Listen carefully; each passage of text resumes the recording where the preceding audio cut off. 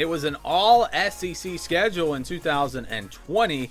We go to 2021, and the schedule will be normal. We'll have our normal schedule, the SEC going back to an 8 conference game schedule, 4 non-conference games, just like we've had every other year. Alabama had no problem with the 10-game SEC schedule last year. They marched right through the SEC, didn't even have a close game in the regular season. Yeah, Florida took them down to the wire in the SEC championship, but really, that was the only game that Alabama was even challenged in.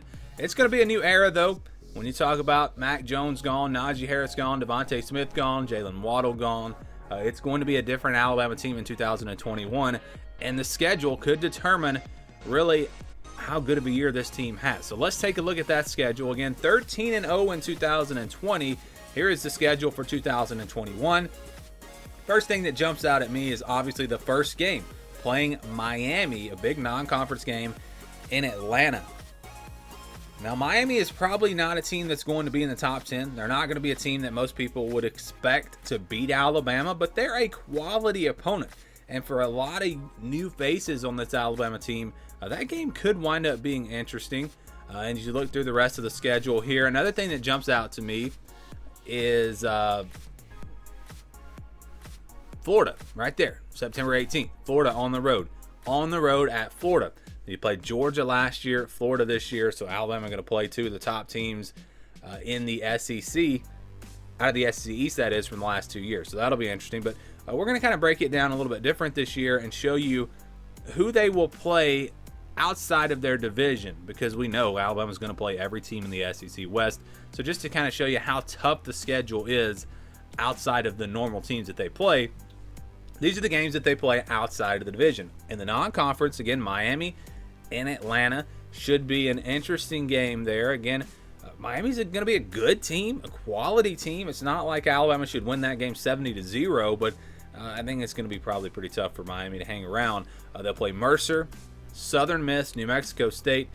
So really no challenges in those games. There's no sneaky game there that's going to make you think, oh, Alabama better be ready, or this game could wind up being kind of close. No, those should all be blowouts, I think. So you have those 4 games in the non-conference. And then there's Florida and Tennessee. Now, they play Tennessee every year. The SEC schedules work out to where you have a cross-division rival, a team, and most of you already know all this, but you have a team that you play every year, and they play Tennessee every year. So that could actually be part of the games where you already know, just like the games in the SEC West.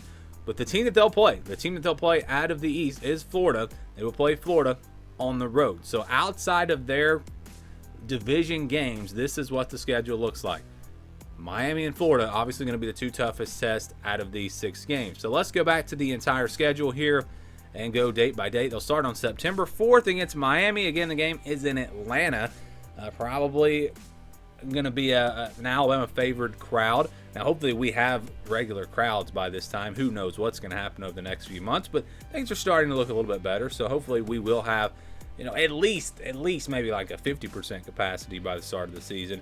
Mercer after that. So you got Miami and then Mercer, then Florida on September 18th. That's an early season game on the road in one of the tougher places to play really in the country, probably top 5.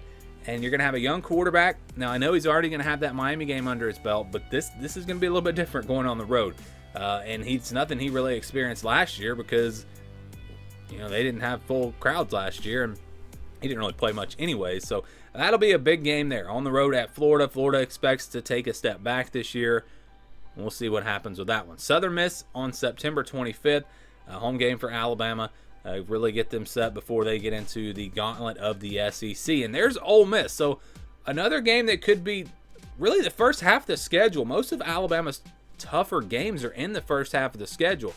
Miami possibly, Florida on the road, Ole Miss and that explosive offense, and then Texas A&M on October 9th. And we're talking about back-to-back Ole Miss and Texas A&M, possibly the 2 toughest games in the SEC for Alabama. That is interesting. The schedule did not work out, I think, in a great way for Alabama when it comes to when these games are, when the games are played.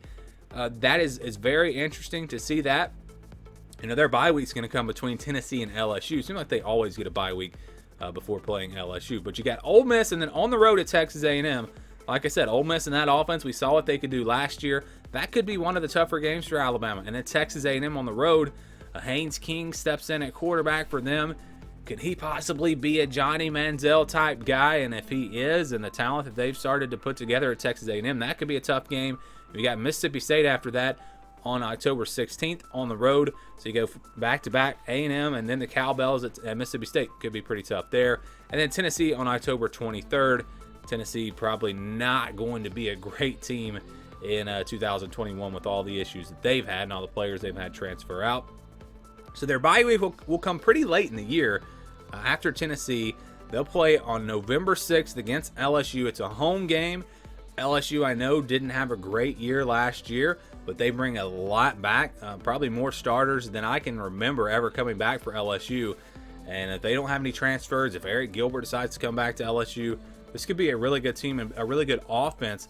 So that game could be a little bit tricky. Good news for Alabama is the game is at home. New Mexico State on November 13th.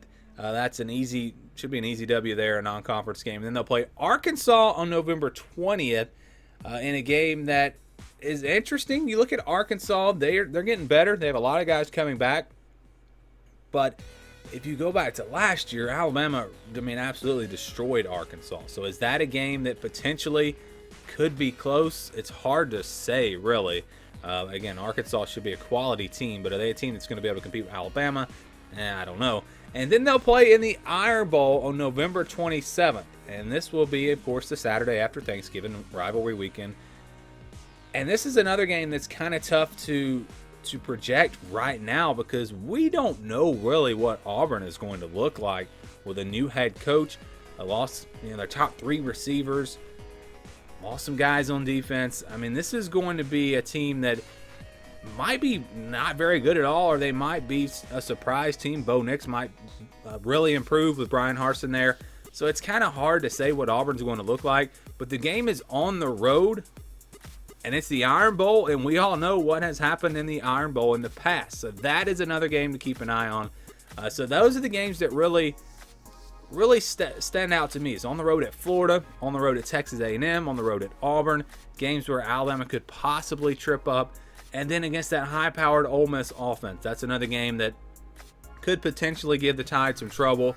But overall, when you look at the schedule, they're going to be favored in every game. There's not going to be a game where Alabama's going to be an underdog. And there's probably not going to be a game where they're favored by less than a touchdown. So the schedule is not horrible here for Alabama. They don't have to play Georgia, who is, I think, the best team in the SEC East this year. And they don't have a big non-conference game. They don't play at Clemson. They don't play in Ohio State. They don't play a top team there. The schedule is not all that tough. But I do look at that back-to-back. Ole Miss and Texas A&M. That right there could be the toughest part of this schedule for Alabama. Those 2 games back-to-back.